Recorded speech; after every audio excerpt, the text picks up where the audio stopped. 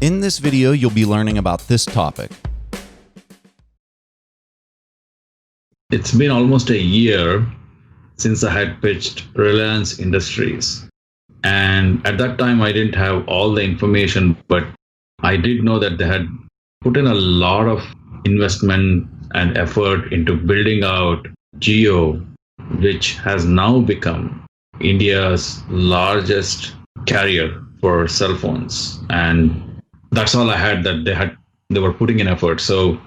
But however, the major issue then, I think Toby had pointed that out, it was their debt. So one of the major concerns we had then was they're close to 20 or more than 20 billion in debt, $1 billion, because their cash cow is their oil business. And they were transitioning into being a technology business, and Jio was their technology arm. And they were neck deep in debt because they had to build out those infrastructure. So what Jio has done is Jio has the cheapest data on as a wireless carrier in the world today. And it also has an optical fiber across the country, even like B towns, not just the major cities, but also the smaller cities. They're basically becoming pretty much a monopoly in India. Now, last 6 months, there have been significant developments where Facebook paid them close to 9 or 10 billion. I forget, like 7 billion, I guess, 7 billion for a close to 9% stake in Jio business. Then Google came in, they paid another for Qualcomm, and the list goes on. And many Silicon Valley venture partners also invested.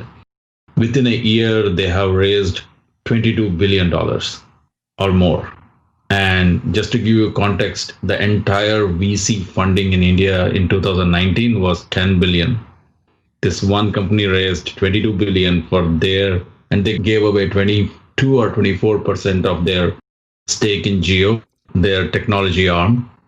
They're now making a phone, the cheapest smartphone is what they're calling it, with the help of Google. And they are entering into a partnership with Facebook where they're going to use WhatsApp and make it into like WeChat for India. That's another. And through that, they want to compete with Amazon because they already have a retail arm, Reliance Retail, and they are taking a different approach than Amazon, but essentially trying to compete with Amazon for online retail. I thought I read something this week that showed that this was happening over in India where they were incorporating WeChat with payment mechanisms so that you were going to be able to pay by phone through the WeChat app. Is this the same deal that you're talking about, Hari? WhatsApp. No, WeChat is banned in India. That's what I meant to say. WhatsApp.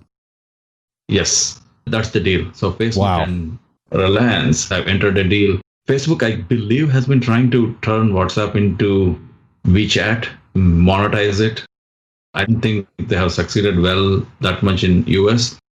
But in India, WhatsApp is really, really popular.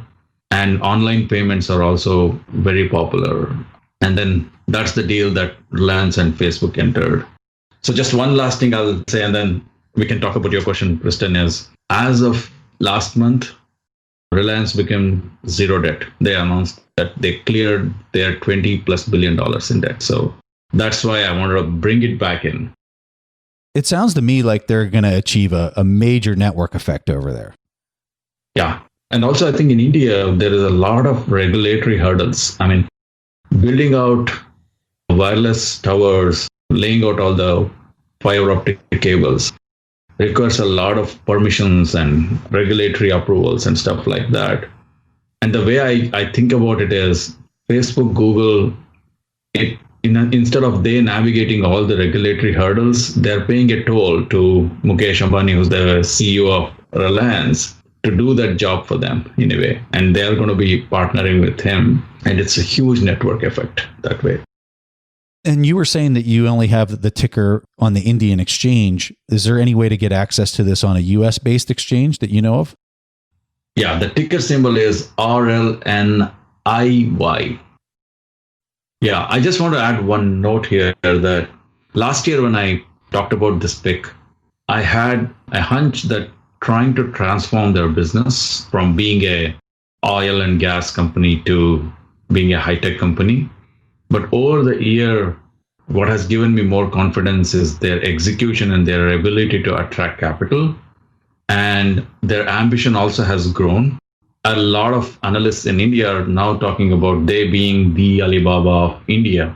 And that's a long pending and awaited event to happen in India, where as the Indian market is growing, as the economy is now reaching $3 trillion and projected to grow to $5 trillion, it really needs banks and technology companies that can scale and support that kind of an economy. And Reliance is well positioned. And the past year of track record and their overall CAGR for the past 10 years has been up north of 20%. They have been, without the support of all these investments, they have been growing quite fast in terms of their top line. They're expensive, they're not cheap. But I believe that most market participants still don't appreciate the transformation that is happening and the opportunity and the market size they have, the total addressable market they have. They are pretty much like a combination of Verizon, Amazon, and you add in Facebook, like WhatsApp basically, or WeChat. So they're a combination of these three areas: online retail, social networking, and the infrastructure or wireless carrier. So that's what makes it interesting, because there can be a lot of network effects.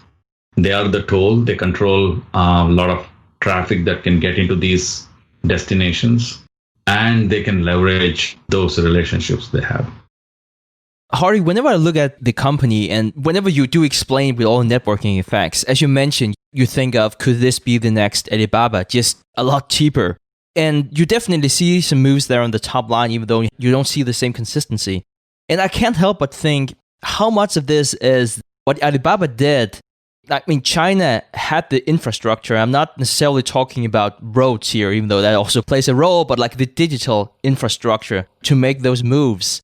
Is India ready for a company like Reliance to make the same moves? That's a good question, Stig. What I see in India is, I think, somewhat similar to what China was in the 80s or the early 90s. So it's really hard for somebody to imagine that an Alibaba-like company can exist in India now. And that's also the risk, because it might not pan out. And that's the reason I wanted to bring it up back, because 1 year back I was less confident, but I just had a hunch. 1 year since I pitched this, I see those things pan out. For example, Indians are leapfrogging landline. Everybody has a cell phone now. The penetration is humongous, to the point where every street vendor has multiple smartphones. Everybody is using QR codes, which for folks in US, when you go and buy vegetables, you buy from a street vendor in India, unlike US. So groceries all happen on the street. Earlier, I had to pay cash. Now I have to just flash my phone, scan the QR code on his cart, and that's it. I don't have to use cash at all. And COVID has accelerated that. When I was in India for some time now, recently, Amazon and Flipkart, everybody uses it. Now Reliance is coming into that market as well. So the infrastructure is much better than it was. We use, like my friends and relatives back in India use Reliance for their cell phone as well as internet. They're, if not better, at least same as US. So people are migrating to Geo really fast. So these are all like based on my personal experience also. They are anecdotal, obviously. Those things gives me confidence that the next 5 years, their growth will accelerate. Thanks for watching. Make sure to subscribe and hit that notification bell so you don't miss out on the next podcast episode and new investing resources. What are your takeaways and thoughts on this discussion? Let us know in the comments section below.